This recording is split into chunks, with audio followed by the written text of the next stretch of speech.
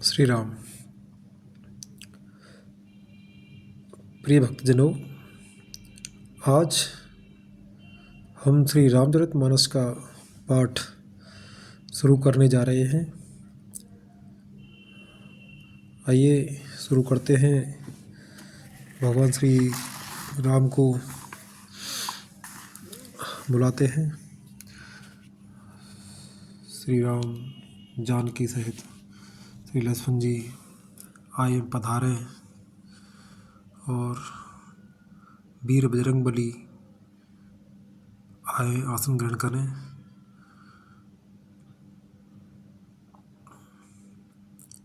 रामचरितमानस का पाठ शुरू करने जा रहा हूँ। सर्वप्रथम निवेदन पढ़ते हैं। श्री हरि निवेदन। श्री रामचरितमानस का स्थान हिंदी साहित्य में ही नहीं, जगत के साहित्य में निराला है। इसके जोड़ का ऐसा ही सर्वांग सुंदर उत्तम काव्य के लक्षणों से युक्त, साहित्य के सभी रसों का आस्वादन करने वाला, काव्य कला की दृष्टि से भी सर्वोच्च कोटि का तथा आदर्श गारस्थ्य जीवन, आदर्श राजधर्म, आदर्श पारिवारिक जीवन, आदर्श पातिव्रत धर्म, आदर्श भ्रातृ धर्म के साथ साथ सर्वोच्च भक्ति, ज्ञान, त्याग, वैराग्य तथा सदाचार की शिक्षा देने वाला, स्त्री पुरुष, बालक, वृद्ध और युवा सबके लिए समान उपयोगी एवं सर्वोपरि सगुण साकार भगवान की आदर्श मानव लीला तथा उनके गुण, प्रभाव, रहस्य तथा प्रेम के गहन तत्व को अत्यंत सरल, रोचक एवं ओजस्वी शब्दों में व्यक्त करने वाला कोई दूसरा ग्रंथ हिंदी भाषा में ही नहीं, कदाचित संसार की किसी भाषा में आज तक नहीं लिखा गया। यही कारण है कि जितने चाव से गरीब, अमीर, शिक्षित, अशिक्षित, गृहस्थ, सन्यासी, स्त्री, पुरुष, बालक, वृद्ध, सभी श्रेणी के लोग इस ग्रंथ को पढ़ते हैं, ग्रंथ रत्न को पढ़ते हैं,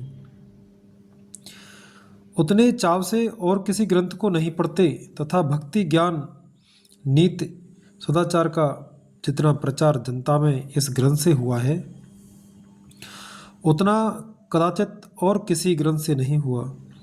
जिस ग्रंथ का जगत में इतना मान हो, उसके अनेकों संस्करणों का छपना तथा उस पर अनेकों टीकाओं का लिखा जाना स्वाभाविक ही है। इस नियम के अनुसार श्री रामचरितमानस के भी आज तक सैकड़ों संस्करण छप चुके हैं। इस पर सैकड़ों ही टीकाएं लिखी जा चुकी हैं। हमारे गीता पुस्तकालय में रामायण संबंधी सैकड़ों ग्रंथ भिन्न भिन्न भाषाओं के आ चुके हैं। अब तक अनुमानतः इसकी लाखों प्रतियां छप चुकी हैं।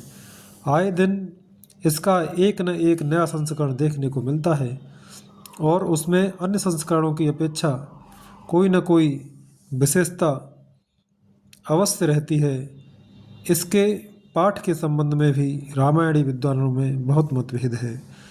यहाँ तक कि कई स्थलों में तो प्रत्येक चौपाई में एक न एक पाठ भेद भिन्न भिन्न संस्करणों में मिलता है।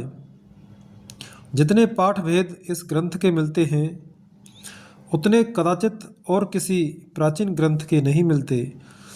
इससे भी इसकी सर्वोपरि लोकप्रियता सिद्ध होती है। इसके अतिरिक्त रामचरितमानस एक आशीर्वादात्मक ग्रंथ है। इसके प्रत्येक पद्य को श्रद्धालु लोग मंत्रवत आदर देते हैं और इसके पाठ से लौकिक एवं पारमार्थिक अनेक कार्य सिद्ध करते हैं। यही नहीं, इसका श्रद्धापूर्वक पाठ करने तथा इसमें आए हुए उपदेशों का विचारपूर्वक मनन करने एवं उनके अनुसार आचरण करने से तथा इसमें वर्णित भगवान की मधुर लीलाओं का चिंतन एवं कीर्तन करने से मोक्ष रूप परम पुरुषार्थ एवं उससे ही बढ़कर भगवत प्रेम की प्राप्ति आसानी से की जा सकती है। क्यों न हो, जिस ग्रंथ की रचना गोस्वामी तुलसीदास जैसे अनन्य भगवत भक्त के द्वारा,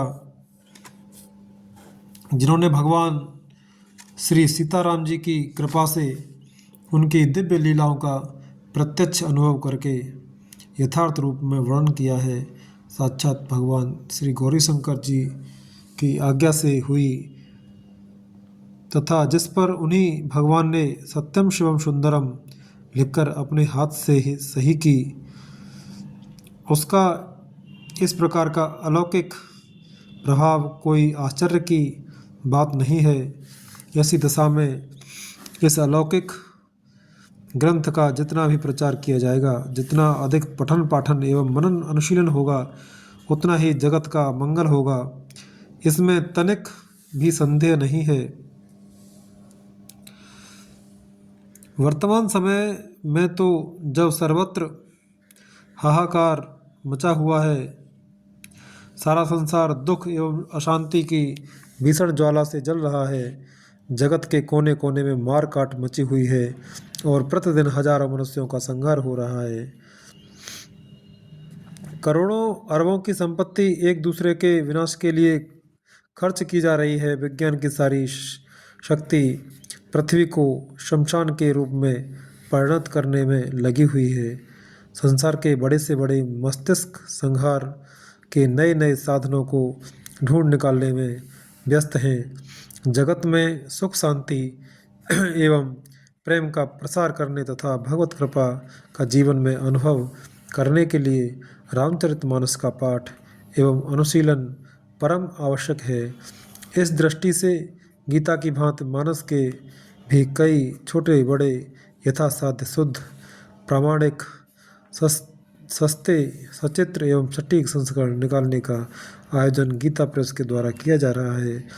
इस संस्करण में दोहे चौपाइयों का अर्थ वही है जो मानसांग में था।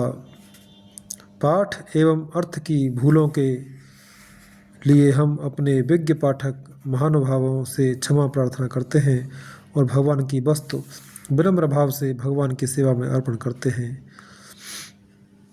तो दोस्तों, ये निवेदन था, और जैसे कि अभी इसमें आपने यहाँ देखा था कि गोस्वामी तुलसीदास जी ने रामचरितमानस को लिखा था, तो अब हम अगली वीडियो में गोस्वामी तुलसीदास जी का